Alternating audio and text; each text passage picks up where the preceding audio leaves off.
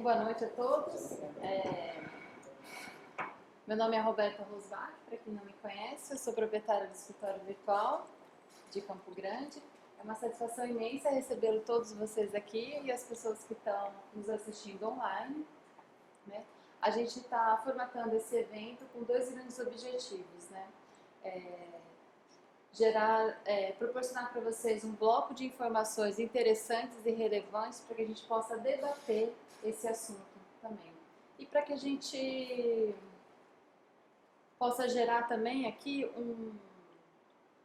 uma rede orgânica e fluida de network, né? Através desses contatos.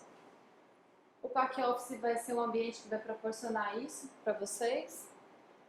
Vou agradecer rapidamente a Promove, representada pelo Ed, que deu cara a esse evento. A Falate Comunicação, que carinhosamente auxiliou o nosso mediador quanto à apresentação. A Pix12, que está fazendo a transmissão online. O Grupo Sato, que está nos assessorando na divulgação do evento. E o Eliseu Nantes, da empresa Lifetimes Investimentos, que fará uma breve descrição sobre o cenário atual e o que devemos esperar dele.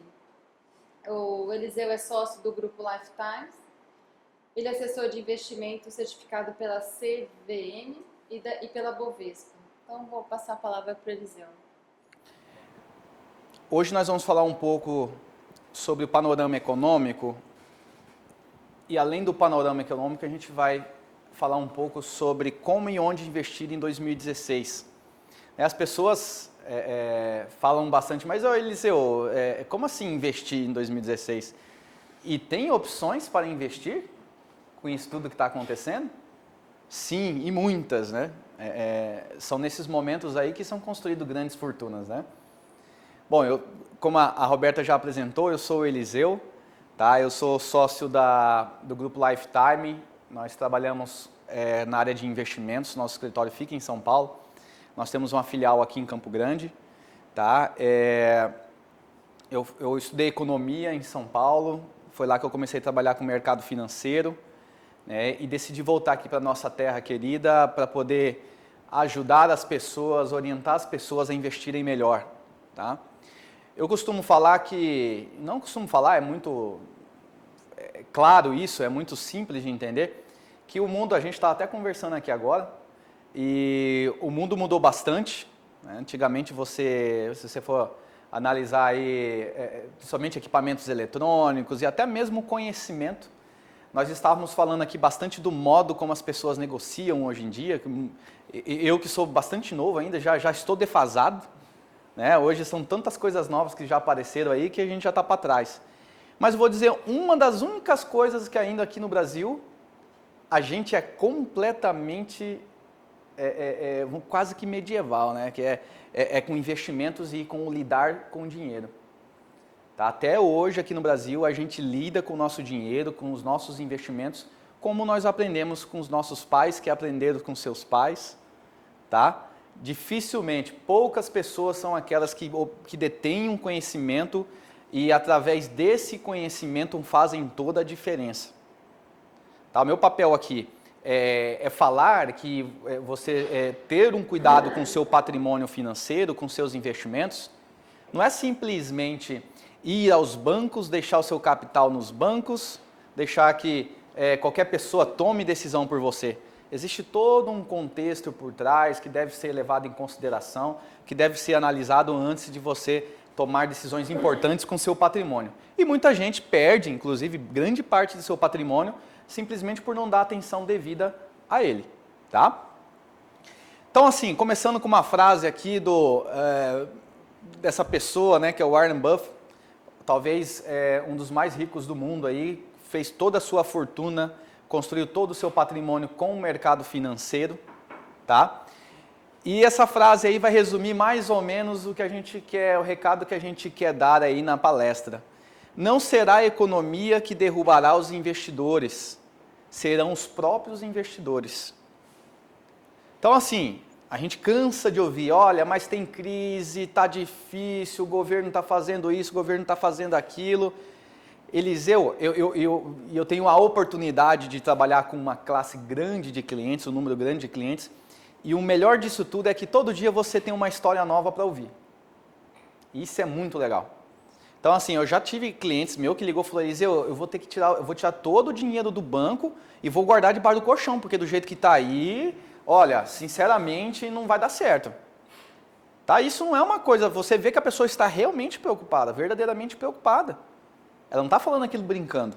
Tá? Então, assim, por que não está falando brincando? Porque é toda uma questão de cultura. Hoje, o Brasil, a cultura de investimentos e dinheiro do Brasil hoje é totalmente bancária. Tá? Então, assim, a gente não se preparou nas escolas, não aprendemos dos nossos pais, até porque eles também não aprenderam você ser um excelente gestor financeiro. Então, a gente vai levando de acordo com como a gente aprendeu. Tá? Então, assim, vou falar um pouco sobre o cenário político, tá? É um tema aí que está bastante complicado, a gente talvez esteja passando nesse momento, um momento bastante delicado. Hoje, inclusive, entregaram lá, o relator do processo do impeachment entregou um parecer favorável ao impeachment. Tá? Hoje a gente tem uma situação bastante difícil no Brasil e ou a gente fica extremamente alienado ou a gente pelo menos tenta entender o que está acontecendo. Como que isso pode influenciar em nossas vidas. Porque muita gente fala assim, ó, política, nem fala de política, isso aí não me afeta em nada. A gente cansa de ouvir isso daí, mas não é bem assim. Até porque se você não se importa com a política, você vai ser dominado por aqueles que se importam. E no mundo das finanças, no mundo dos investimentos, a política é extremamente importante. Não pode ser deixada de lado. Tá? Então, vamos ver mais ou menos o que foi que desencadeou no Brasil, tá? Tudo isso aí que a gente está vendo na televisão. Nós temos aí quatro grandes temas aí que uma coisa foi desenrolando a outra, tá? Levou a isso que a gente está vendo hoje aí, tá? Tivemos aí o começo da Lava Jato, aí um pouco mais de 2 anos atrás. Com quem não queria nada, a Lava Jato começou a crescer, começou a se desenvolver. Não sei se todo mundo sabe aqui, mas a Lava Jato ela é inspirada no Mãos Limpas, um programa anticorrupção que teve na Itália no começo da década de 90. Tá? O juiz Sérgio Moro, hoje tão comentado aí, fez uma tese do seu doutorado baseado nisso. Tá? E ele vem seguindo fielmente as características do que foi a Mão Limpa lá na década de 90 na Itália, que julgou e condenou mais de 3.000 pessoas.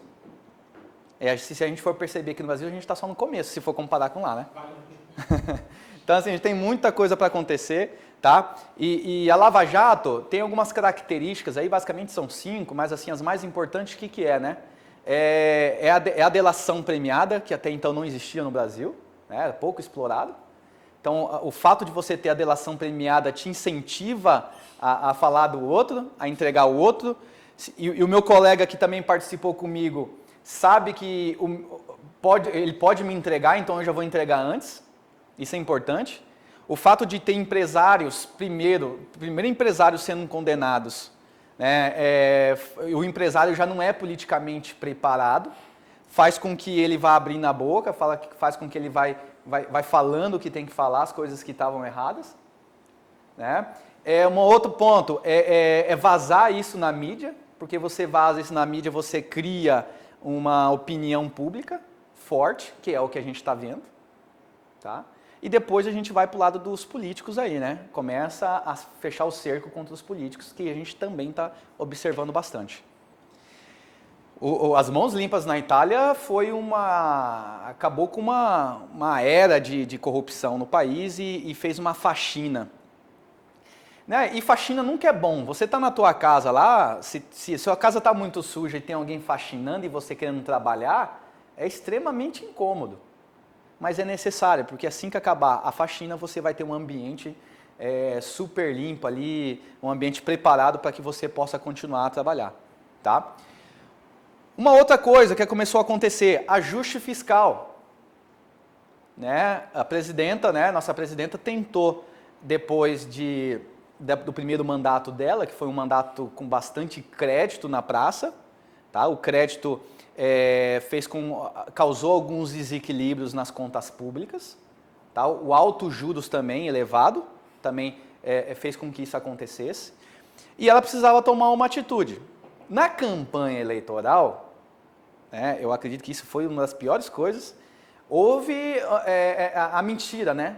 Foi gerada a mentira, que não ia ser feito um ajuste fiscal do tamanho que merecia ser feito, que nada disso ia acontecer. Ganhou a eleição, tudo isso mudou. Mas aí que está um negócio, a própria mentira acabou com a credibilidade da presidente. E cada dia que foi passando, até um pouco tentando impor certas mudanças, tá? O Planalto tentando impor certas, tentando forçar certas mudanças na sociedade, não contou com o apoio político e a coisa foi ficando difícil. Então, o ajuste fiscal aí foi se tornando inviável. Quer ver um exemplo claro do que foi o ajuste fiscal? Foi o Joaquim Levy. Joaquim Levy entrou para fazer uma boa reforma aí nas contas públicas brasileiras. E o que acabou acontecendo? Foi demitido porque ele estava sendo muito duro. Tá? E na verdade ele não estava sendo duro, ele só estava fazendo o trabalho dele. E isso foi causando, a bola de neve foi crescendo, foi crescendo. Naturalmente começou a geração a inflação veio crescendo, os juros veio crescendo também logo em seguida. Tá? Veio tirando o poder de compra dos pobres principalmente, que foram os primeiros a sentir. Aquele que tem a Bolsa Família, aquele que precisa, que tem um saláriozinho dele pequeno ali, começou a se voltar contra o governo. Começaram muita gente a passar necessidade novamente, aquele pessoal que subiu para classe C voltou para classe D. Isso vai gerando uma pressão pública muito grande. Tá? E o conjunto de tudo isso, principalmente ajuste fiscal e inflação, culminou aí na perda do grau de investimento praticamente pelas 3 principais grandes classificadoras de risco. Hoje nós somos considerados aí o TASC, né? Lixo, né? A nossa classificação é como lixo, como meramente especulativo. E assim, o pior de tudo, gente, o que isso afeta a minha vida, tá?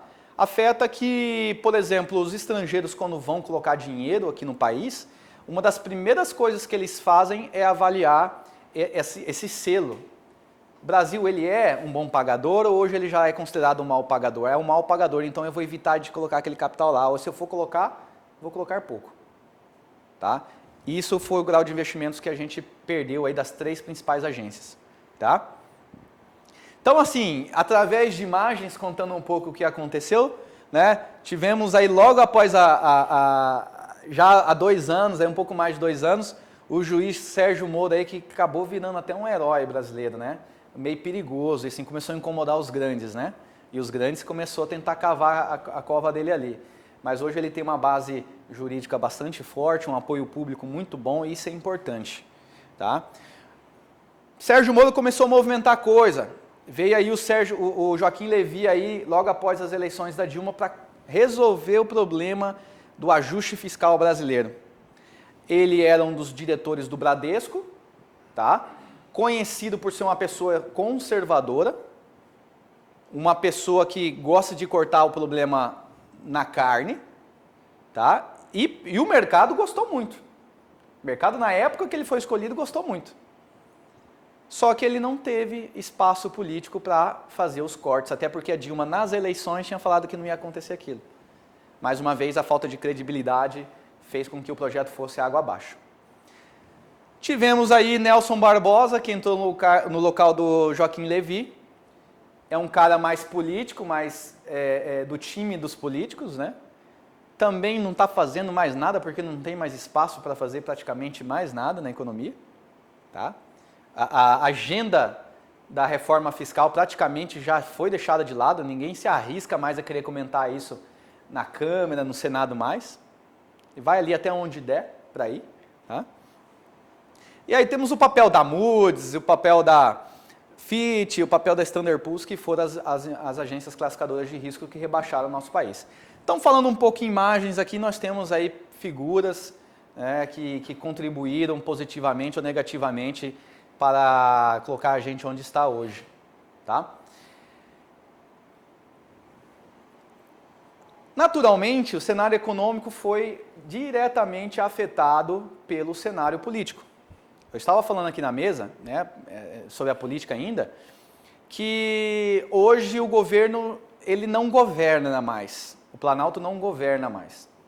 O que o Planalto faz agora é apenas se defender. E agora está atacando também. Então, assim, foi deixado de lado todas as reformas econômicas, fiscal, coisas do tipo, plano de crescimento do Brasil foi deixado de lado. Agora a questão é de sobrevivência. E aí as pessoas perguntam, Eliseu, qual é a sua opinião sobre o que está acontecendo na política? O que você acha que vai acontecer? Eu não sei o que vai acontecer. A grande probabilidade, a grande possibilidade é realmente de termos impeachment. Tá? E isso, até um tempo atrás, não era tão interessante para o país. Mas hoje é o remédio. Né? O impeachment, a renúncia, é o remédio. Infelizmente, mesmo que isso não passe na Câmara, não passe no Senado, o Brasil paralisou. Ninguém vai apoiar mais o Planalto. Infelizmente é assim.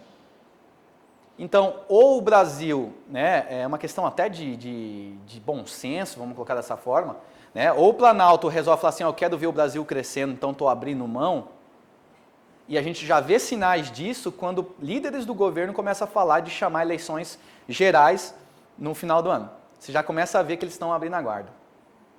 Então, assim, ou eles entregam para o Brasil renovar, e olha, eu sou até a favor disso aí, viu? Vou falar bem sincero, porque todo mundo que está aí, na minha opinião, só você tem que falar o menos pior vai assumir, tem que ser assim. Né? Então, isso tudo hoje o Planalto está sobrevivendo. Aí, Eliseu, mas e aí? Como que a gente vive e fica nesse caos todo? Cenário econômico. Aqui tem uma tabela bastante importante, tá? Que eu vou explicar para vocês sobre essas variáveis. Essas 4 variáveis aí são as principais variáveis, aquelas que afetam diretamente a vida do brasileiro. Afeta diretamente o poder de compra do brasileiro. Tá? Temos aí a inflação, que isso aí é a coisa mais terrível que possa existir numa economia. Tá? Quem é mais velho já acompanhou a inflação né, a números orbitantes, aí, absurdos. Tá? Hoje a gente pode dizer que a gente tem a inflação controlada? Tem, mas mesmo assim já vem tirando o poder de compra de muita gente. Tá? Nós temos o dólar, que é o câmbio. O que o dólar faz, Eliseu? Só fica difícil para a gente viajar para fora e comprar equipamento? Não. Isso é até de menos, né? Porque você deixa de viajar, está resolvido. A questão é que o dólar ele gera uma inflação de custos absurda. Quantas matérias-primas, quantos produtos que a gente consome hoje no nosso dia a dia que são importadas? E geralmente é baseado no dólar. Naturalmente isso vai gerar uma inflação de custos. Tá? Taxa de juros, a famosa Selic. A Selic hoje que está em 14,25. O que é a Selic? Eu ouço falar quase todo dia na televisão ou quando sai lá falando de Selic, mas eu não sei o que é. A Selic, né, a taxa de juros, é uma taxa de juros referência no Brasil.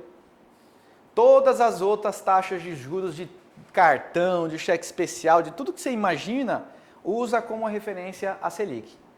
Se a Selic sobe, possivelmente você vai ver até os juros do atraso que você teve no pagamento da mensalidade da escola do seu filho subindo também. Tá? Porque essa é a grande referência. Nos países desenvolvidos, você pega os Estados Unidos, por exemplo, a taxa de juros, só para efeito de comparação, né, fica entre 0,25 e 0,5. Aqui nós estamos em 14,25. Para vocês verem a grande diferença. Tá? E o crescimento do país, né, o famoso PIB, acho que isso aí talvez seja uma das variáveis que a gente mais entende, né? O produto interno bruto nada mais é do que o crescimento do país. Tá? E a gente tem essas variáveis aí, só vou destacar aqui a coluna de 2012, tá? Que fazem só 4 anos atrás, parece que foi ontem. Né? E o de 2016, projeção Focus. Tá? Focus, para quem não sabe, é um relatório onde se reúne os principais economistas dos grandes bancos brasileiros para dar uma opinião sobre o que vai acontecer com a economia. Tivemos ali inflação em 2012, tá? em torno de 5,84, estava no limite ali, tá? Dólar a 2,5, hoje você fala dólar a 2,5, a gente fica revoltado, né? E foi agora, esses dias atrás. Taxa de juros estava a 7,25, inclusive o 7,25 foi a menor taxa de juros que o Brasil teve na história, tá? E o crescimento do país, apesar de pequeno, tá? 0,9%, houve um crescimento. Já a projeção do relatório Focus, que eu extraí segunda-feira agora, que toda segunda-feira sai o relatório Focus, eu peguei a informação bem fresca já, temos aí uma projeção da inflação para 2016 em 7,28. O ano passado foi 10,67, final de 2015. Tá? O dólar, que chegou a 4,20 aí, no final do ano passado, tá? Fechou a 3,94, é esperado que ele volte para casa dos 4. Tá? Taxa de juros o mercado no geral já está sinalizando uma redução da taxa de juros, isso é muito bom para a sociedade, para a economia brasileira. E o PIB, né, o ano passado deu um crescimento negativo, né, uma redução de 3,8%, e esse ano o relatório Focus, que é ligado ao Banco Central, prevê algo em torno de menos 3,73%. Então a gente vê que a coisa ainda não está boa. Isso daqui, como eu falei, foi deixado de lado. Tá? Quem vai fazer isso dar uma guinada, uma melhorada, é a política, logicamente, só que também é a boa vontade dos empresários, é a boa vontade da sociedade. Pode perguntar. Esse relatório, você falou, ele é emitido? Toda segunda-feira. Toda segunda-feira, mas essa previsão é para o ano? É para o fechamento do ano de 2016, lá no dia 31/12, tá? Essa é a previsão deles. Assim, podem errar? Logicamente que podem errar. É a previsão deles, como economistas, tá? Pode perguntar. Se o cenário hoje está tão turbulento, por que esses índices estão melhorando para a previsão para 2016? O que você atribui isso? Não era para estar aumentando? É que assim, o que acontece, tá? Nós tivemos, vamos pegar a inflação, que talvez a inflação seja o que mais tem esse peso. A gente vai ver numa próxima lâmina até sobre a inflação. Nós tivemos ao longo de 2014, né, que foi a eleição ali, 2013, nós tivemos o represamento de muitos preços. Até porque era um ano eleitoral. Então, assim, isso pesou muito em 2015. Foi repassado esse represamento de preços de 2013, 2014 em 2015. Ele chega no limite, ele chega num certo ponto crítico. Depois é até meio que natural ele recuar porque as pessoas... Por exemplo, a inflação subiu muito. O que eu deixo de fazer? Eu deixo de comprar um monte de coisa, eu deixo de consumir um monte de coisa, eu seguro mais meu dinheiro. Isso é um movimento até que meio que orgânico, de quando você segura seu dinheiro, você deixa de comprar. Então, naturalmente, os preços começam a retornar de novo. Tá? Isso aí é uma lógica mesmo econômica que existe. Tá? Se eu estava gastando ontem, agora eu estou sentindo. Não, peraí, então parei de gastar, parei de ir naquele restaurante lá. Naturalmente, como eu parei de consumir, o restaurante vai baixar o preço dele lá, justamente para atrair mais gente. Então a inflação cai. Raciocinar o seguinte, se tivesse tido uma gestão séria e essas benesses todas que foram dadas para a sociedade, para você ganhar a eleição, se isso não tivesse acontecido, a gente teria por exemplo, um aumento no preço do combustível, um aumento no preço da energia, em vez de dar desconto, né? Então a inflação ela subiria e chegaria nesse valor de 120. Olha só, Nós sofreríamos uma questão de chegar a 10%. Exatamente, tá? Olha só isso aqui vai explicar bastante o que você está falando, tá? Primeira coisa nesse quadro aqui, vamos se ater a esse e a esse aqui. Isso, as duas linhas azuis, tá? Ela é o teto e o piso, vamos colocar dessa forma, tá? Que foi estabelecido pelo Comitê de Política Monetária aqui do Brasil, tá? Então, assim, o mínimo é 4,5, o máximo 6,5. Se você for pegar os anos anteriores, ela sempre se manteve ali perto, tá? E aí, como reflexo disso que eu acabei de falar, 2015 para 2016 foi bater aqui em quase 10,5%. E agora a projeção, o consenso, é que ele tem um recuo. Se acomodar, exatamente. parou de gastar. gastar, parou de comprar. Parou de... Por que as pessoas estavam, nesse período aqui, gastavam muito? Porque é o resultado da matriz econômica do governo atual. Qual é o incentivo do governo? O consumo. O crédito fácil, que gera consumo e isso gera inflação. Essa é a lógica. Tá? E se você vem aqui nessa outra tabela aqui, que é essencial de explicar, você vê o que fez a geração dessa inflação. Olha essa linha azul aqui. Você sabe o que é isso aí? São os preços administrados. O que são preços administrados? É a energia, é o combustível, estava tudo represado, como eu falei. Exato. Aí o governo falou, agora que eu já ganhei a eleição, libera. O preço subiu. Aqui, ó. Esse aqui é um documento do JP Morgan, que é um banco internacional, que faz um estudo a cada 3 meses aqui no Brasil. Tá? Isso aqui é recém, é do primeiro trimestre desse ano. Tá? Vamos lá. Todo mundo entendeu? Conseguiram captar a mensagem?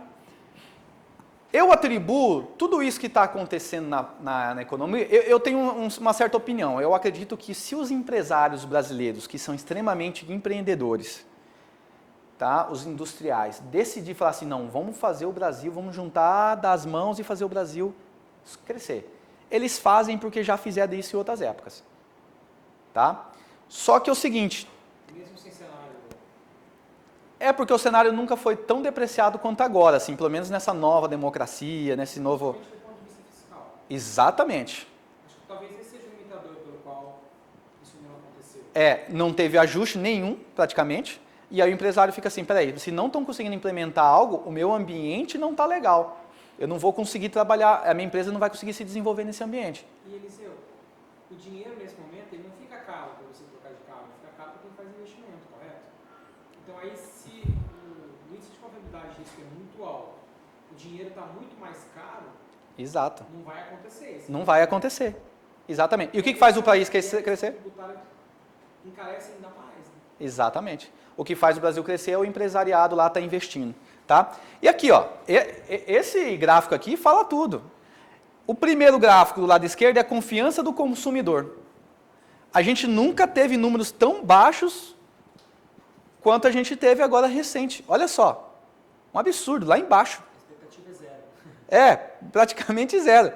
Aí você pega a indústria, que sempre tiveram informações, foram pessoas mais privilegiadas com relação à informação e etc e tal. Você vê também a indústria aqui embaixo. Nunca teve tão baixo assim desde que começou a ser calculado. Tá? Então eu atribuo muito a confiança do empresariado a esse excesso de pessimismo na nossa economia. Tá? Você vai disponibilizar isso depois? Disponibilizo, com certeza. Pessoal, vamos lá então. E aí?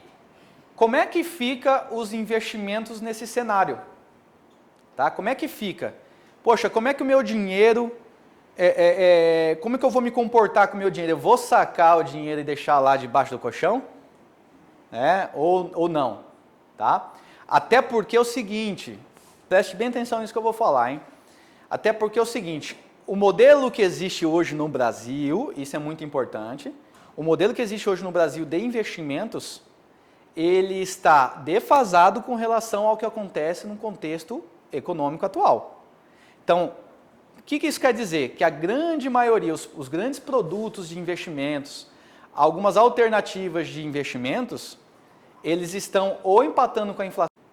Então, assim, o modelo atual de investimentos do Brasil hoje não corresponde à atual realidade. É isso que eu quero mostrar para vocês aqui.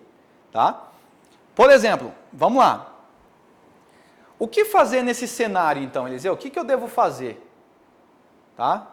Como eu devo lidar? Quais as atenções que eu preciso ter com o meu capital? Ou sugerir para os meus clientes? Ou será que os meus clientes estão pensando assim e vocês que são empresários, tá? Devem pensar igual para você ter um alinhamento de expectativa com o seu cliente. Primeira coisa, diversificação. Quando eu falo de diversificação aqui, e eu canso de receber clientes que tem algum capital lá, que ele colocou todo o capital dele, todo o dinheiro dele num produto só no banco.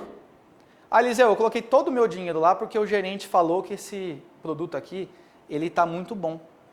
Ou então eu peguei todo o meu dinheiro e comprei um terreno.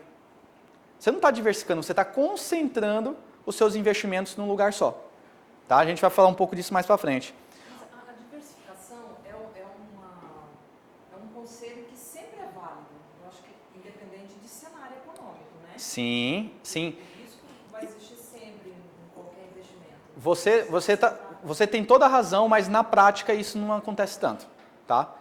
Principalmente no que tange a investimentos, todas as vezes, todos os cases que eu tive de clientes, são clientes que estão, por exemplo, dentro dos bancos, todos alocados num produto só. E não é 10 mil reais, tá? É 200, 300, 600 mil, 1 milhão. No máximo 2 produtos. E quando são assim diversificados, geralmente eles estão em exposição, expostos à mesma coisa. Tá? Então não diversificou muita coisa. Tá? Produtos que te blindem contra a inflação. Se hoje a inflação é um dos principais males da economia, nós precisamos dar atenção a produtos, tá? Ou a investimentos que paguem pelo menos a inflação. Poupança, que já, tudo bem, tem muita gente saindo da poupança. Paga a inflação? Não. Já fazem 2 anos que a poupança está abaixo da inflação.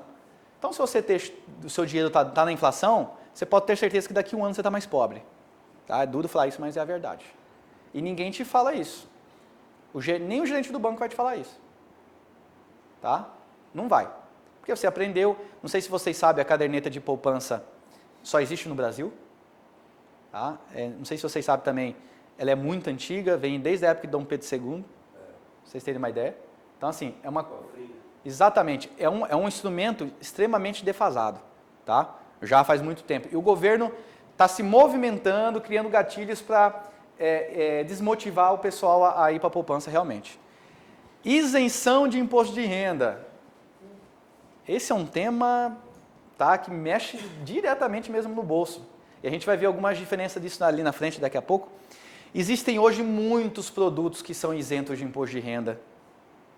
E a gente desconhece quase todos eles. Tá? Produtos de investimentos hoje, como eu falei para vocês, nós ainda estamos na época do telefone daquele que você girava, né? Tchulim, tchulim, com os investimentos. Tá? A gente ainda está na época muito antiga, a gente está com a ideia, um conceito antigo de investimentos ainda. Hoje existem tantos produtos sofisticados que não são difíceis de entender, só que as pessoas não sabem que existem e não há uma divulgação desses produtos, tá? Que esses produtos podem fazer toda a diferença. E os riscos, Eliseu? Quais os riscos que existem hoje? Porque eu sei que na poupança eu não tenho risco. Quem falou que não tem? Tem. Eu sei que se eu investir em imóvel não tem risco. Quem falou que não tem? Tem. Cada produto tem um risco, tá? Diferente um do outro. E você saber administrar os riscos é uma coisa muito importante. Tá? Vamos lá então. Diversificação, né? Aqui a gente já lembra daquela frase, né? Nunca colocar todos os ovos numa cesta só. Como eu falei, tá? Nós temos hoje um grande problema na sociedade, na cultura, que você pega muita gente exposta a alguns produtos e muitas vezes, pessoal, não é o produto que corresponde ao perfil do cliente. Tá? Às vezes, a gente tem, por exemplo, o Pedro é conservador, tá? Ele é conservador e, de repente, você vai analisar o capital do Pedro, ele está exposto a produtos altamente agressivos. Tá? Só que o Pedro não sabia, primeiro que o Pedro não sabia quem era conservador, e a outra pessoa que indicou para ele aquele investimento também não queria saber, não queria indicar. Então, assim, a gente tem aqui um exemplo, tá?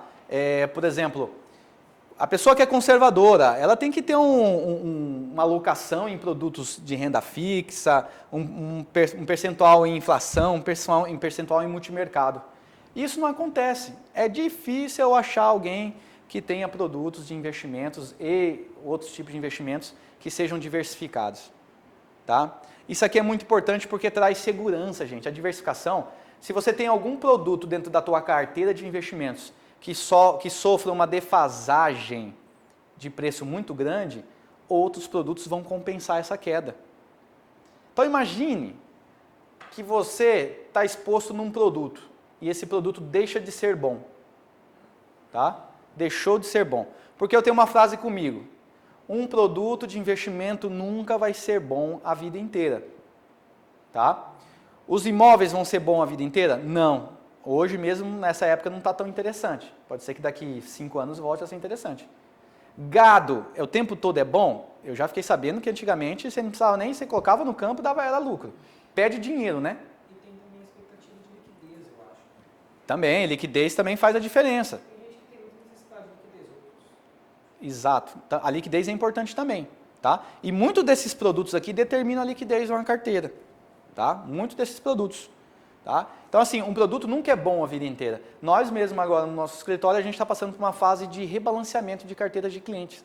Porque o cenário já mudou algumas coisas, estamos tendo expectativas de redução de juros e de inflação, e isso faz com que a gente precise movimentar a carteira de alguns clientes aí para poder se adaptar a essa nova fase. Olha só. Tá? Então, assim, são movimentos curtos aí que a gente vai fazendo para poder deixar o cliente sempre alinhado. Tá? Vamos lá. Essa imagem aqui, ela fala por si só, tá? Falando sobre inflação. Tá? Falamos que a gente precisa se proteger diversificando. E a inflação? Será que a gente está protegendo o nosso patrimônio contra a inflação? Tá? Então a gente tem aqui um carrinho aqui, lá com R$100,98 você enchia um carrinho de compra. 2005 já meio carrinho e hoje em dia R$100 você gasta fácil no mercado, né? Sai com sacola na mão.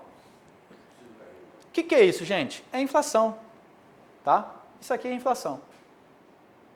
Nos Estados Unidos, a inflação, usando mais uma vez, comparando com os Estados Unidos, só para você ver, tá? A inflação geralmente lá nos Estados Unidos, por exemplo, Japão, é mínima, perde zero, ou às vezes negativa. Então, uma vez um cliente meu perguntou, falou assim, Eliseu, você já parou para pensar que quando a gente ouvia na televisão o americano falando vai ganhar $1 milhão, era muito dinheiro, hoje $1 milhão nos Estados Unidos ainda é muito dinheiro. Aqui no Brasil, você falar R$1 milhão há uns 15 anos atrás, era muito dinheiro. Hoje eu conheço vários que tem mais de $1 milhão. Vídeo mercado imobiliário, né? Nos Estados Unidos, com $1 milhão, tempo eu vivia lá, dava para fazer muita coisa. Dá para fazer muita coisa. Por quê? Qual que é a explicação para isso, gente? É a inflação. É a mínima inflação. Então, assim, por isso que o pessoal viaja muito para os Estados Unidos, pagava sempre X numa camisa, 5 anos depois é X praticamente a mesma coisa. Você entendeu? Por causa da inflação. E a gente precisa se proteger contra a inflação. Tá? A gente precisa, é necessário. Um exemplo, tá? Um exemplo de blindagem contra a inflação aqui. Tá? Você pode ter produtos, hoje você tem produtos que pagam a inflação atual mais uns juros. Tá? Então eu estou dando um exemplo aqui, inflação mais 7%. Se a inflação dos últimos 12 meses, e realmente é, 10,35, com mais 7 você ganha naquela aplicação 17%. Se a inflação sobe para 50% aqui, aquele seu investimento vai te proteger da inflação, vai te pagar a inflação mais um juro real. Olha que interessante. E as pessoas sabem que isso existe? Não, muito poucas sabem. Tá aí um exemplo. Vamos lá. E o imposto de renda aqui? Isso aqui não muda nunca, né? Isso aqui sempre vai existir e vai aumentando. Tá? Imposto de renda, você já pensou em métodos e formas de você pagar menos imposto de renda? Hoje eu posso falar, pessoal, que na carteira que a gente monta para os nossos clientes lá, a gente consegue colocar entre 30% e 40% de toda a carteira isenta de imposto de renda. Você acredita? Então, assim, é quase 50% do lucro que você tem na carteira, do rendimento que você tem na carteira, é isento de imposto. Pode ser que naquele primeiro mês não faça tanta diferença, mas se você for calcular isso para 15, 20, 30 anos, vai fazer uma diferença absurda e a gente vai ver aqui agora um gráfico. Tá? Então, ter conhecimento nesses produtos, e esses produtos você encontra dentro dos bancos também, tá? É fundamental. Tá? Aqui, ó, olha a diferença. Tá? O roxo, tá? A imagem roxa aqui é você lá com toda a sua carteira, com todo o seu investimento tributado. Porque você não tinha ainda conhecimento de que existiam produtos isentos de imposto de renda. O verde é a mesma carteira de investimentos com os mesmos valores, as mesmas taxas, sem a tributação. do imposto de renda. Então vamos lá, eu tenho 300 mil reais, aplico hoje isso, e a minha carteira toda é tributada. Daqui 30 anos, eu vou ter um pouco mais de 5 milhões. Se essa carteira não fosse tributada, eu teria um pouco mais de 9 milhões. 4 milhões aí para você tá bom? A diferença? Olha o absurdo que você paga de imposto de renda. 4 milhões de reais em 30 anos. Tá, Eliseu, e aí? A gente faz o quê? É buscar o conhecimento, tá? É saber o que existe hoje para facilitar. Se essas alternativas fossem outro tipo de negócio, né? Por exemplo, o marketing, né? O marketing sempre usava televisão, usava outdoor, etc e tal. Hoje, eu vi essa semana uma pessoa da área do marketing falando assim, eles diziam, estão cada vez usando mais televisão, está perdendo a importância. Cada vez mais é o YouTube, que aí a pessoa vai lá e procura lá o que ela quer ouvir. Nos investimentos, infelizmente, a gente não teve essa evolução ainda. As pessoas falam assim, eu quero pagar menos imposto. Não vai atrás de saber se existe esse produto, entendeu? Coloca aqui um ponto sobre investimentos imobiliários. E aí, será que qualquer imóvel, a qualquer momento, é um bom investimento? É uma boa oportunidade?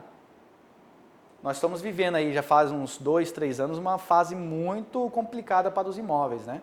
Você vai nos grandes centros, onde eles sentem primeiro, né? Você vê lá, você anda em determinados bairros de São Paulo, por exemplo, você só vê placa de aluga, vende, aluga, vende, aluga, vende, e não aluga nem vende.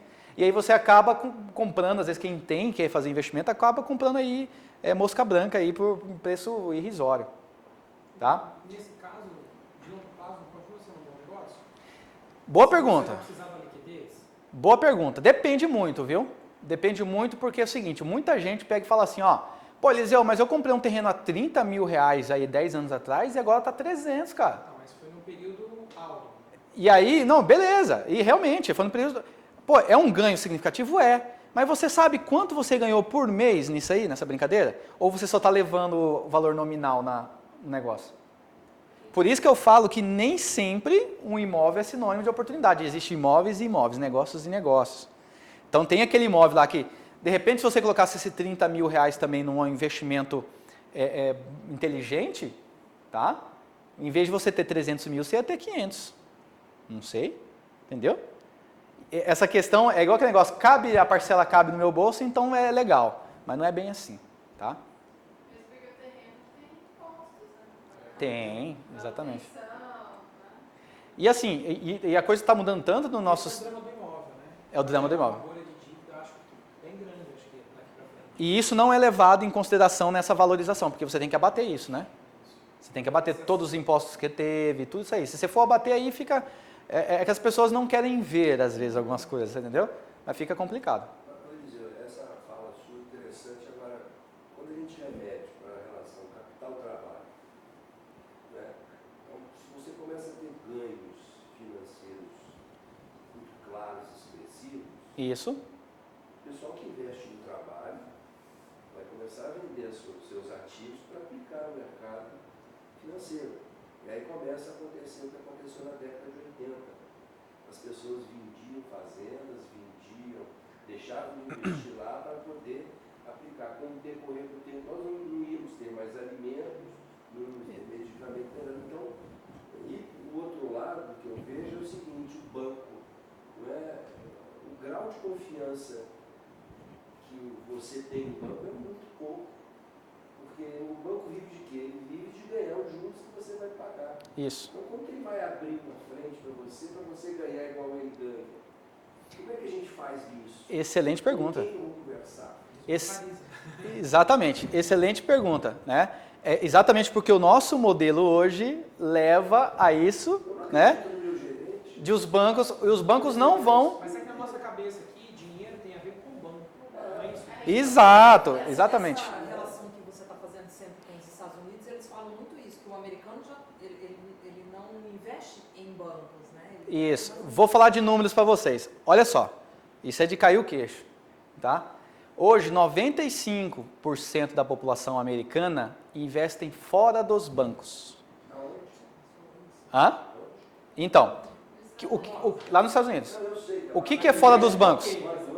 Então, o que é fora do banco, né? A gente tem Não, são várias coisas, gente. São várias coisas. Você vai ter bancos de investimentos, que não é os bancos de varejo, é diferente. Você vai ter as assets management, né, que são empresas também. Você vai ter outros tipos de gestores. Você vai ter os financial advisor, que é o que eu faço lá nos Estados Unidos também. Então, assim, os títulos não necessariamente são sempre emitidos por bancos de varejo. Na verdade, a maioria não é. São por bancos de investimentos. E aí os bancos de investimentos, por ter um custo mais reduzido, eles podem repassar um pouco desses ganhos a mais para os clientes.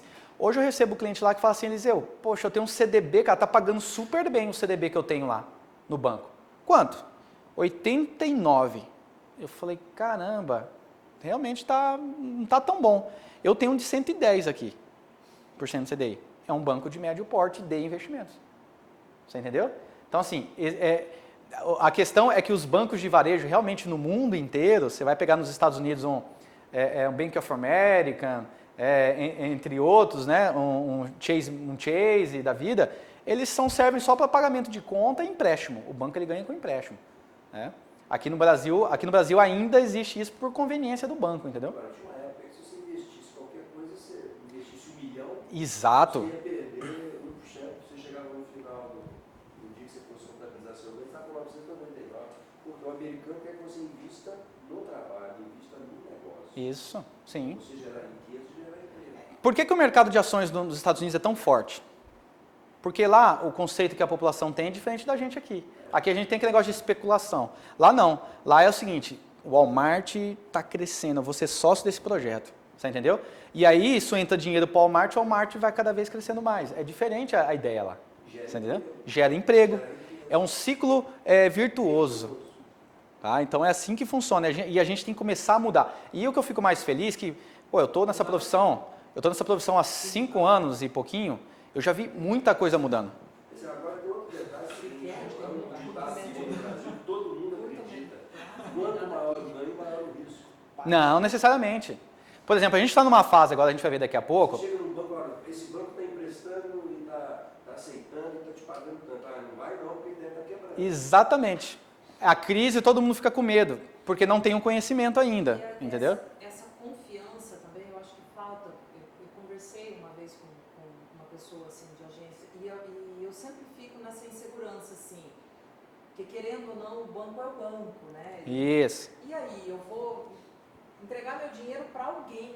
Para quem? Onde? Pra quem? Então, Onde vai colocar isso pra gente é uma coisa muito misteriosa, né? Mas é pra gente, a gente tem muitos outros... É a cultura das Exato. empresas de investimento, né? Você fala, vou acreditar nesse cara, É. 1 milhão que eu vendi fazendo ali. E, gente, eu falo mais, hein? Não precisa você pegar seu 1 milhão lá e colocar tudo em investimentos financeiros. Você pode ter um terreno, você pode ter você pode ter uma empresa também que você vai investir, tá?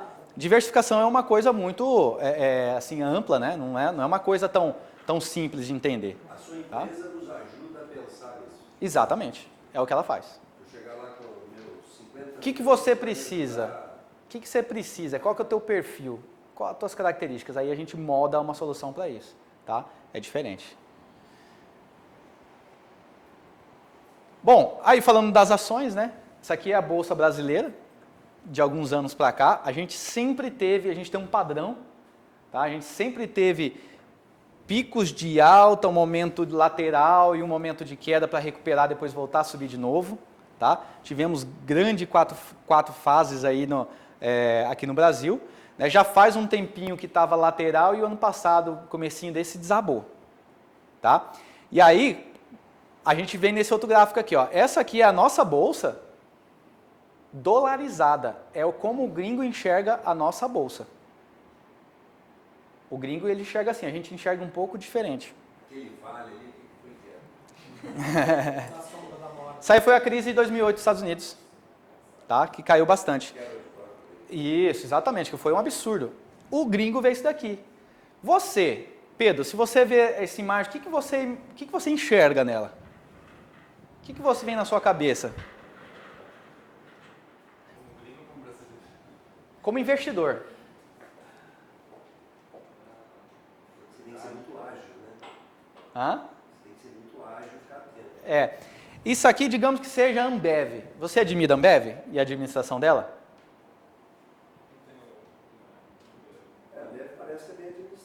vamos colocar lá Ambev. Se você vê a Ambev desse jeito, o que você vê na tua cabeça? Eu acho que tá uma merda. Não vou entrar, não. Vou entrar nela, tá barato, uma baita de uma empresa barata desse jeito, eu vou entrar. A gente pensa diferente. A gente pensa A diferente. gente acha que vai mal. Por isso que a gente começou a ter um fluxo agora no começo desse ano, tá? Os gringos começaram a voltar com um fluxo muito grande de compra de ações aqui no Brasil. A gente Por- não tem histórico de contabilidade de gestão. Acho que esse é o principal. É uma série de coisas, né, que se somadas elas acabam... Na economia americana, a gestão ela é impecável dos negócios. Né? Tem ambiente, tem ecossistema para a gestão. Aqui a gente tem medo, né? Porque o país é gerido por um idiota, as grandes empresas estatais também são geridas por gente despreparada. É verdade. Agora eu vou falar um negócio para você, ó. Aí você fala, eu vou colocar dinheiro, eles vão fazer o quê do meu dinheiro? Vocês não entendem disso? Então, mas isso é uma generalização que eu quero te explicar, eu quero te dar minha opinião. Te dar minha opinião sobre isso daí. Hoje, todas as empresas que estão listadas na Bolsa de Valores, ela tem um alto nível de gestão. Né? Existem as exceções, até porque para entrar para abrir capital, você precisa ver a infinidade de processos que ela tem que passar para ser qualificada para poder abrir capital. O investidor comum não sabe. Não sabe, porque generalizou, você entendeu? Aí pega a Petrobras ainda para fazer tudo isso que fizeram aí, pronto, ninguém acredita mais em nada, entendeu? Porque a Petrobras, a menos desse governo, era uma empresa, talvez uma das maiores empresas do mundo. Do mundo. Agora é uma das mais endividadas do mundo. Hoje a ação dela, da Uber, está valendo mais que a Petrobras. Pra vocês terem uma ideia, olha só que interessante, tá? Sobre ações. Hoje, a Apple, um dia de negociação da Apple, dá a nossa bolsa inteira. O movimento da nossa bolsa inteira. Um dia de Apple, tá? Dá mais que a nossa bolsa inteira. Então, assim, aqui que são construídas, gente, as grandes fortunas. São nesse momento onde o pessoa interessado, o investidor interessado que foi atrás, que procurou conhecer, que se estruturou, estudou, ele vai perceber que esse é o melhor momento. Quem comprou ações no final de fevereiro, agora, há um mês e meio atrás, já ganhou muito dinheiro. Tá? Então, assim, isso aqui deveria ser dado nas faculdades, nas escolas, né? Por que não? É desde o curso primário. Exatamente, concordo. Tem que começar a mexer com os... Inclusive o americano tem um senso assim, muito grande de justiça, principalmente entre eles, né? Quer dizer, se eu sou seu vizinho, Isso. descobrir que você não pagou imposto de renda, eu vou lá e te denuncio. Porque você vai usufruir de um benefício que você não pagou e eu não paguei. Eles aprendem isso desde criança. Quer ver um exemplo bem legal disso aí também? Escola pública nos Estados Unidos, que é excelente. Se você não é residente oficial do Brasil, seus filhos não podem estudar lá, porque você não paga imposto de renda nos Estados Unidos. Não, no Japão, quando você sai, quando você volta do Japão, você apresenta a nota fiscal das coisas que você gastou, eles te devolvem o imposto, sabia? Né? Vários países fazem Não, eles isso. te devolvem porque ele vira e fala para você, fala assim, você Você não pagou contribuiu. imposto e você não vai usufruir, então toma de volta. Nossa. A gente Porque o Japão é o seguinte, qualquer coisa, o imposto é um só. Qualquer coisa que você comprar é tax, 3%. Você comprou 1 litro de suco, custou 5 ienes, você vai pagar 5,03. Você comprou uma câmera de 1 milhão de ienes, você vai pagar 300. Então, aí na hora que você volta, você apresenta a nota fiscal, eles te devolvem. E quando você está lá, ele vê que você não é de lá e fica com vergonha de te cobrar e fica te explicando, olha, isso aqui é a lei e tal. Como eu estou falando aqui já faz um tempinho, é questão de cultura que a gente precisa, alguém precisa começar, as pessoas precisam começar. Pra vocês verem o tanto de oportunidades que a gente desperdiça aqui por falta de acesso ao conhecimento, tá? É essa que é a conclusão que eu queria tirar disso, tá? Bom, aí falando sobre algumas soluções mesmo de investimentos que a gente pode ter acesso aí. Eu falei, apesar de não ter falado diretamente, eu falei desses produtos aqui, ó. Eu não vou entrar nos detalhes, tá? Depois aí nos detalhes a gente pode conversar mais pessoalmente, porque cada um tem uma forma de rentabilizar, de gerar. Mas assim, LCA, LCI, debentures, por exemplo, né? LCA é letra do crédito do agronegócio. São linhas de financiamentos para o agronegócio. Bancos como, por exemplo, Original, entre outros, e até bancos comuns mesmo, eles têm linhas de crédito de financiamento ao agronegócio. Eles não vão tirar esse dinheiro do bolso deles. Eles emitem títulos no mercado para isso. São as LCAs. LCI é a mesma coisa, só que para o lado dos imóveis. Você não vai nos bancos, não tem linhas de crédito de imobiliária, tá? Então, assim, o pessoal tira do caixa dele. Consegue comprar o LCI? Sim, isso aqui, exatamente. De todas essas soluções que eu falei aqui até agora, eu não falei assim, ó, é um cenário desafiador que existe produtos para que isso sejam compensados. Isso aqui são exemplos, tá? São exemplos. Por exemplo, alguns bancos vendem alguns fundos indexados, não é isso? Fundos é uma coisa. Tá, aí fundos é uma coisa e títulos públicos é outra. Que pode ter títulos públicos. Por isso que eu não quero entrar muito no detalhe dos produtos, porque senão eu vou confundir um pouco vocês. Tá? Vamos entrar na parte técnica que eu acho que mais para frente a gente, pessoalmente, individualmente, a gente pode entrar nesses detalhes. Mas, por exemplo, aqui você tem, hoje esses produtos aqui são produtos excelentes para esse momento. É isso que eu quero dizer. São excelentes soluções de produtos para esse momento. Até debentures, tá? O que é debenture, tá? Debenture é um título privado emitido por uma empresa, tá? É privado, emitido por uma empresa que ela usa para financiar rolagem de dívidas ou financiar um projeto sem precisar emitir ações. Por exemplo, a CCR aqui. A CCR, que está aqui hoje, é a dona do nosso 163 aqui, ela tirou dinheiro do bolso dela para fazer isso aí? Não. Ela pode ter emitido debêntures no mercado para se financiar. É um exemplo. Tá? E as debêntures, quando é ligada à infraestrutura, por exemplo, estradas, é infraestrutura. O investidor, ele é isento de imposto de renda. Olha que interessante. Tá? Isso aqui paga quase 18% ao ano, isento de imposto de renda. E aí você tem como saber. Tem como saber. Escolher Tudo, aí que está o negócio. Tudo você tem como saber. Só que isso não chega para o investidor. Porque você não foi educada para você chegar no banco lá e falar assim, quanto que eu estou pagando nesse CDB aqui? Agora. Quer saber? E qual é a rentabilidade dele? Ninguém é treinado para falar isso. Ninguém aprendeu a fazer isso. Entendeu? Agora, se você tem uma economia estável, não vão ter tantas opções, você começa a conhecer cada uma. Por isso que a caderneta de poupança existia. Até 1970, a inflação nossa era decrescente. Quando eu comecei a estudar na universidade, era paga. Aí quando faltava um ano, a minha prestação ela ia diminuindo ao longo do tempo. Eu já vivi isso. Diminuía. Não existia espaço na economia, no mercado como economista. Isso. Você precisa de economista, não. Você tem que ser economista. Todo mundo tem que ser um pouquinho, né? Aí, algumas boas perguntas que eu sempre estou recebendo lá é sobre os riscos que a gente acabou de falar aqui, né? A gente também aprendeu que, por exemplo, olha, Eliseu, pelo menos o meu dinheiro está no banco, tá? Então não tem problema. Isso aí, gente, ó, isso é até uma utopia, tá? É uma coisa que criaram, é uma verdade que criaram. O banco, você não tem nenhum lugar que você assinou que caso aconteça alguma coisa, o banco vai te ressarcir. Tá? Você tem que conhecer os riscos que envolvem o negócio. Você tem que conhecer. Né? Então, Eliseu, mas e se a XP quebrar? Vou perder meu dinheiro? Não, a gente é só uma intermediadora. A gente dá um universo de produtos para vocês e vocês escolhem os produtos, né? Ou a gente ajuda a escolher. Tá? Então, a gente não tem risco no nosso negócio. Prefiro no banco, porque lá eu sei que meu dinheiro está garantido. Tá, mas você prefere no banco? Mas qual que é a classificação do rating desse produto lá no banco? A gente tem produto hoje na plataforma que o rating desse produto é melhor que o do Itaú. Esse produto que você tem na plataforma é de algum banco. É de algum banco. Então o meu dinheiro, Mas não na necessariamente realidade, é um banco de você vai varejo. adiantar, olha, vamos aplicar no banco. Não é um banco de varejo. Não é, por exemplo, eu não tenho Itaú, Caixa Econômica, Banco Brasil, porque nenhum produto deles é interessante. A gente tem uma da Caixa lá, só para ter, mas eu mesmo nunca nem ofereci para cliente porque não é legal. Vai em qual banco, por exemplo? Você vai ter um banco original, que é da JBS, Henrique Meirelles é o presidente. É só cara fera que está por trás. Você não tem aí um desgoverno, alguma coisa que está por trás. Votorantim, Banco Paine. Você há de ouvir que, pra gente, tem uma pressão muito grande do marketing do banco. Sim, isso. JBS. Sim. Só que aí que está o negócio. Aí tem um marketing para isso, só que quem tem o conhecimento vai atrás de produtos melhores. Que garantia que eu tenho?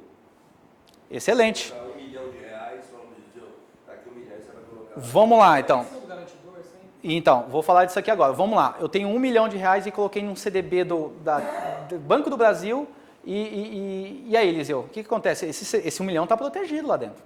Está no banco. Exemplo, isso aqui acontece muito. Se acontecer alguma coisa com o banco, raptar o seu dinheiro, você tem direito somente a R$250 mil pelo FGC, que é o Fundo Garantidor de Crédito, nesse CDB. Lá no Brasil. Qualquer lugar. É a mesma legislação, no Brasil inteiro é assim. É um teto. Você vai perder R$750 mil. Agora, você coloca R$250 mil no Banco Brasil, R$250 mil no Banco Original, R$250 mil em um monte, em um outro, R$250 mil você diversificou em 4. Se os 4 quebrar, você tem R$1 milhão garantidos. Pois é. Você investe Entendeu? sempre até o máximo. É. Então, assim, igual a essas coisas, Fazer com seu 1 milhão. igual a essas coisas, Eu vou precisar de pelo menos uns 30 bancos.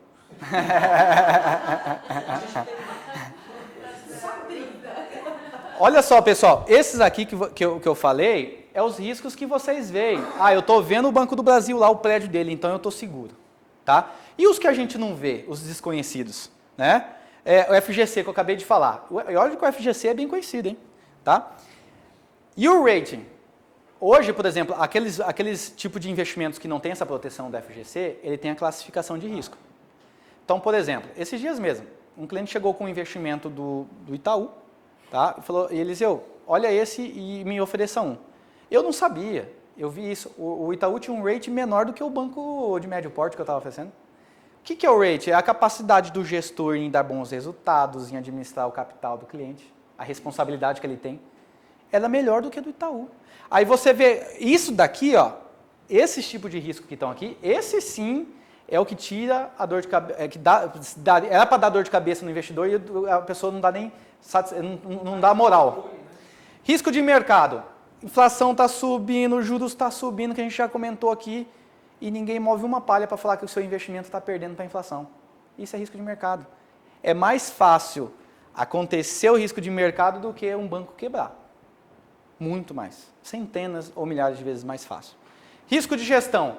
O gestor daquele produto, aquele cara que fica ali administrando aquele produto, ele não teve a habilidade de entender isso que eu estou falando agora e sugerir para você uma troca, alguma revisão. Isso acontece todos os dias. Quer ver?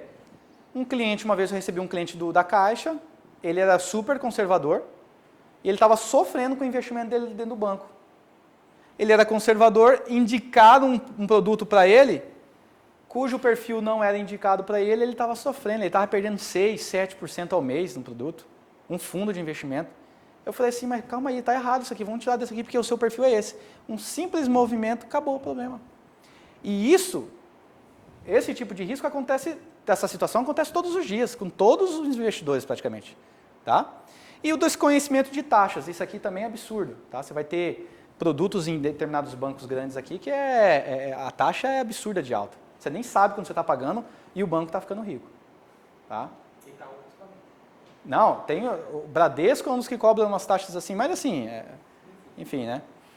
Bom, aí falando da assessoria, né? Como que a gente faz depois de tudo isso que a gente viu, né? Todo esse universo, Eliseu, é complicado, hein? E aí, cara, que você vai, como que eu posso resolver isso? Eu tenho que abandonar minha profissão de advogado para entender de investimentos? Não necessariamente, tá? Lógico que você ter uma educação básica, um conhecimento básico nisso, faz toda a diferença. Mas não necessariamente, até porque é de lá que você tem a geração de renda. Por isso que está crescendo muito no Brasil esse trabalho aqui, de assessoria. Tem que ter, como é que a gente vai fazer? Você quando você tem um problema jurídico, você vai procurar um advogado. Se você tem um problema no coração, você vai procurar um cardiologista, não um clínico geral. Entendeu? E aí, como é que a gente faz tudo isso, tá? Hoje, só para vocês entenderem como é que funciona esse tipo de negócio aqui no Brasil, tá? Eu vou explicar o papel aqui da nossa empresa. Tá aqui o investidor, né? Ele tem a Lifetime Investimentos, que é a nossa empresa aqui. Ela trabalha junto com o cliente, tá? Ela trabalha no mesmo time do cliente. A Lifetime, né? Empresas como a nossa, não representa qualquer tipo de custo extra para o cliente. As pessoas perguntam, Eliseu, quanto você cobra por mês? Será que eu vou conseguir ganhar alguma coisa tendo que te pagar? Exato. Às vezes não compensa. Se você for colocar na ponta do lápis, não compensa realmente. Mas a gente funciona num modelo que aqui no Brasil é até difícil de acreditar. Mas, por exemplo, todos os produtos financeiros existem taxas que são cobradas dos clientes. Né? Se você investe no banco, você tem a taxa, que às vezes você nem conhece. Aqui nesses produtos você também tem a taxa, só que parte delas é revertida para a gente. Quem paga a gente são os nossos parceiros, por exemplo, a XP, que hoje é a nossa corretora de valores. É proporcional, ou seja, se cresce, você ganha mais também. Exato. Se você acerta mais com o cliente, você também tem. Exatamente. Quanto mais meu cliente ganha dinheiro, mais eu ganho. Você vendeu o produto dele e ele te paga uma comissão. Exatamente, porque eles têm certeza que eu estou cuidando do capital do meu cliente. Não só isso, assim, essa forma de remuneração, ele tem um interesse em acertar mais, porque ele ganha proporcionalmente. Então, se tem mais rentabilidade, é revertido para ele proporcionalmente. É isso? Exato. Vida referência. Exato. Então, naturalmente, Só tem meta. Ou seja, você vai cuidar. A minha preocupação quando eu tinha investimento diversificado em banco era isso, assim, né, que eles não cuidavam da carteira, né? não. A não ser que você tenha, já tive uma carteira razoável, mas assim, a não ser que você tenha muito, porque também não justifica para esses Mas também não tem, cara. Não tem porque eu tenho clientes hoje de private, que é cliente acima de 3, 5 milhões dos bancos, eu tenho cliente deles hoje. E o atendimento que eles fazem lá é basicamente a mesma coisa que a gente faz, não tem nada de mais. Tá? Então, assim, hoje como é que a gente faz isso? A gente usa a XP, por exemplo, que a XP ela é uma plataforma aberta de produtos. Eu tenho acesso a mais de 80 instituições financeiras através da XP. Então, assim, eu posso escolher tanto empresas brasileiras quanto empresas internacionais. Tá? Quer ver? Olha só. Hã? Via XP. A XP ela é intermediadora disso. Modelo de investimentos no Brasil é assim hoje, ó. Você é cliente do Bradesco ali, você vai ter acesso a produto do Bradesco. E se o do Itaú for melhor, você não vai querer abrir uma conta no Itaú só para comprar aquele produto. Ou seja, você só acessa aquele universo de produtos. Como é que é o modelo no mundo inteiro? Tá? E o modelo que a gente usa hoje na XP? É você ter uma plataforma, tá, de produtos e você acessar diversos produtos. De diversas instituições das mais variadas nacionalidades. Hoje, a gente distribui JP Morgan. JP Morgan é um dos maiores bancos de investimentos do mundo. Ele é 10 vezes maior que o Itaú. Então, se for para a gente falar de porte de banco, a gente também tem bancos de grande porte. BNP Paribas é um banco francês, quem assiste o US Open de tênis. Você tem um produto, fica alocado um produto do JP Morgan. Sim, se o Eliseu morrer, Lifetime falir, você é cliente do mesmo jeito. Você entendeu? Foi uma brincadeira. Vazou. Não, você é cliente, continua sendo cliente, tá?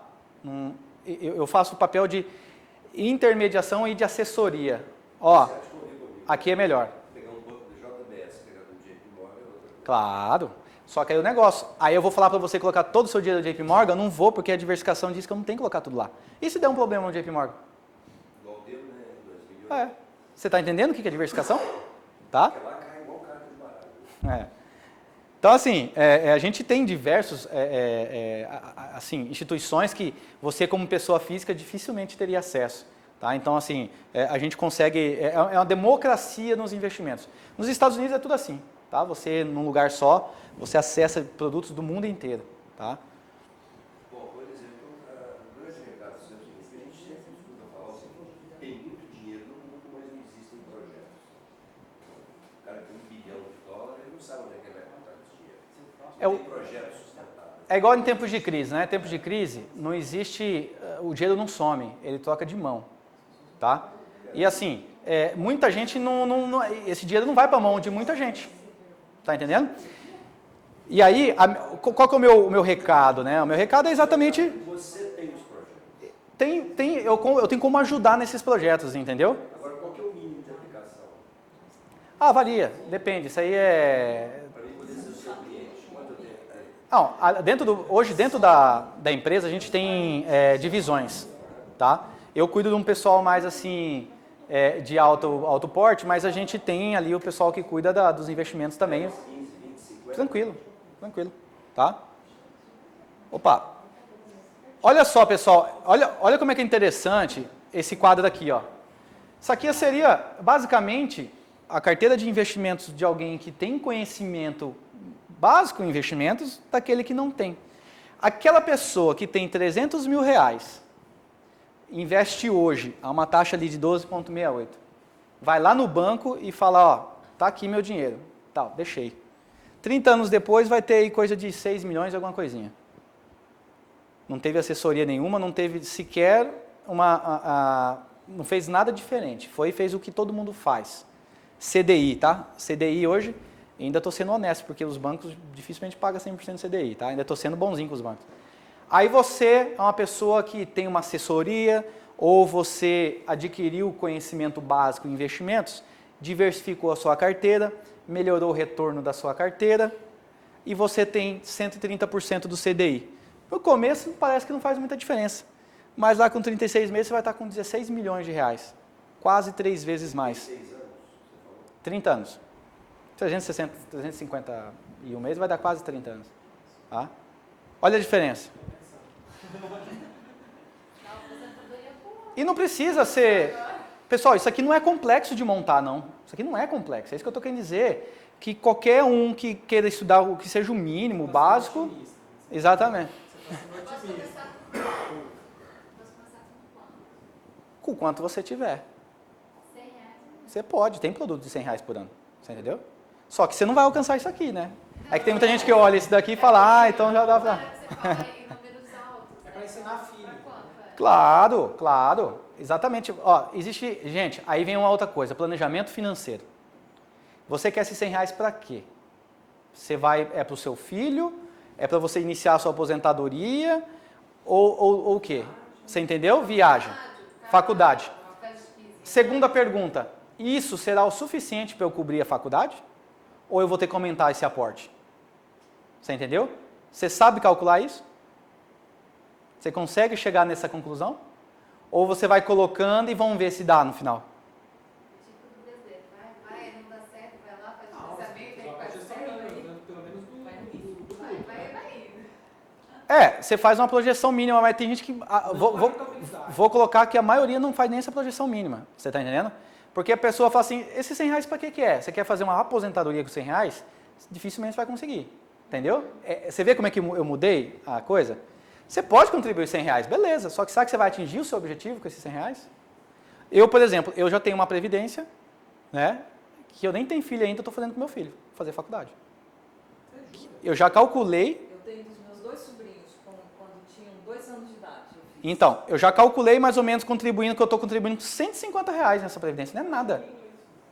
Eu sei que quando ele tiver com 18 anos que ele for entrar na faculdade, os dois podem estar com a faculdade paga. Isso é planejamento financeiro. Isso é outra coisa que as pessoas aqui hoje ainda no Brasil ainda não têm esse hábito de calcular. Entendeu que interessante isso? Então é muito relativo. Tá? Pessoal, eu vou colocar um vídeo aqui que é da XP. A gente já está chegando no fim, tá? Eu gostaria que vocês vissem que é o conceito que a XP... Alguns já devem ter visto isso aqui na internet. Ué. São os comerciais de desbancarizar. É. Vou falar uma coisa, esse negócio deu bastante certo, viu? Porque as pessoas, eu conheço várias pessoas, eu ia te dar esse feedback, eu conheço várias pessoas que têm se perguntado a respeito disso. Como que isso é possível? Sim. Acertou a comunicação. Né? Então, isso aqui é a propaganda da XP. Por lá, o banco me oferece uma poupança segura. Eu tenho um gerente cuidando da minha conta. Mas por outro, eu tenho a sensação de que ele só me oferece os produtos do próprio banco. Parece que não vende, sabe?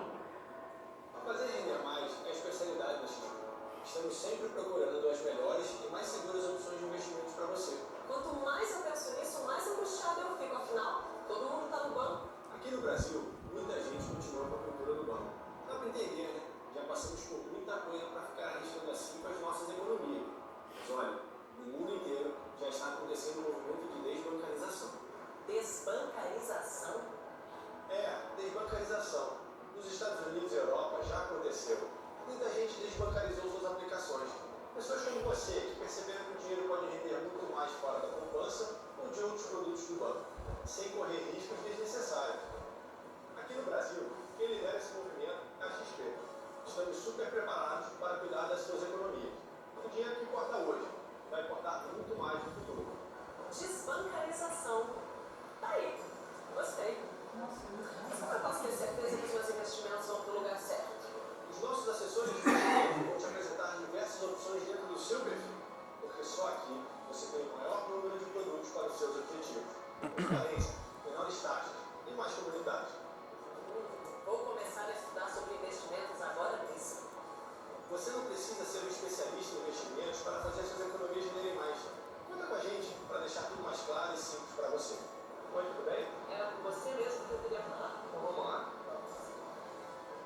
Desbancarização é para mim, para você, para todo mundo. Desbancarize-se. Traga seus investimentos para a XP. É interessante, né? Esse termo desbancarizar não existe, né? Ele foi criado pela XP no Brasil. E você estava falando, realmente isso aí tem mexido com muita gente. Tá? A gente está tendo um feedback muito legal das pessoas. E é um movimento mesmo que eu tenho orgulho de dizer que daqui 20, 30 anos, quando a gente estiver pensando diferente, estiver pensando exatamente como as coisas que eu falei aqui hoje, é que a gente participou aí desse movimento cultural, né? De mudança cultural. Né? E essa mudança cultural não tem nada, em nenhum momento, nada negativo para o povo, para a população, para a sociedade, é só coisa positiva. Então é muito gratificante para a gente. Passa aí, é que o vídeo ele dá uma travada, né? Bom, pessoal, concluindo aqui, tá? A gente viu um pouco sobre o cenário político, tá? Eu falei que é fundamental o cenário político, é o cenário político que está ditando atualmente as regras do cenário econômico. Falamos de algumas variáveis econômicas aqui, inflação, juros, câmbio, que também é importante, que a gente tem ali, ainda vamos sofrer pelo menos mais uns 2. A gente pode até sofrer uns 2 anos só se mudar rápido o governo. Se não mudar, vai pelo menos uns 4. Tá? Então é mais ou menos isso aí. Como proteger o nosso patrimônio? Através de investimentos inteligentes. Quando eu falo investimentos inteligentes, como eu já disse aqui, não é somente investimentos financeiros. Você pode ter aqui investimentos em imóveis, desde que vale a pena, como a gente falou, né? Que tem um retorno realmente significativo, e qualquer outro tipo de investimento. Você pode ter uma assessoria especializada nesse meio tempo, tá? Você não vai pagar nada mais por isso, então por que não? Tá? E o resultado de tudo isso daqui de forma racional, indo pelo ponto de vista de eficiência, a gente vai ter proteção do nosso patrimônio, maximização dos resultados, tá? Como assim maximização dos resultados? Está aqui, ó. Você está tendo uma maximização dos seus resultados, tá? Atendimento especializado. Hoje eu tenho, orgulho de falar que todos os meus clientes que saíram dos bancos e estão com a gente, nunca mais voltaram para os bancos. Na verdade, eles tiraram todo o capital deles e entraram lá com a gente com assessoria especializada, tá? E o principal que é levar oportunidades o tempo todo para os clientes. Isso aqui é fundamental, gente, porque o tempo todo está saindo produtos, está tendo novidades, tá? Pô, saiu um produto assim e tal que não vai ter 5 dias só. Quero. Pô, legal, isso vai aumentar a rentabilidade da tua carteira, isso vai ajudar muito você, tá? Então eu concluo com essa reflexão, uma reflexão que a gente deve aí buscar mais conhecimento nessa área, porque essa área pode fazer toda a diferença na vida, no resto da vida, no patrimônio, na formação de um patrimônio, numa posterior transmissão desse patrimônio. Isso aqui define o futuro da família, de sucesso ou não, de não tanto sucesso, tá? É isso aqui de forma bem trabalhada. A gente trabalha tantas outras coisas evoluindo no Brasil, mas a gente lidar com o dinheiro foi uma das coisas que quase não evoluiu, foi bem pouco. Essa é a mensagem. O que eu posso fazer para evoluir meu conhecimento e minha cultura com relação ao manipular o dinheiro, tá? Essa é a mensagem que eu quero deixar. Deixar aqui os meus contatos aí, quem quiser ligar um dia lá no meu escritório, lá bater um papo comigo, lá tomar um café. O meu escritório antigamente era aqui no prédio, né? Agora eu estou ali na 15 de novembro. Então está aqui meu telefone, os cartões de visita estão aqui também, será um prazer recebê-los lá, tá? Conversar sem nenhum tipo de compromisso aí, tá? Muito obrigado a todos, quero agradecer a Ana, que me ajudou, a Roberta pela iniciativa aí, Roberta, continue sempre assim, que conhecimento é um investimento que não tem preço, né?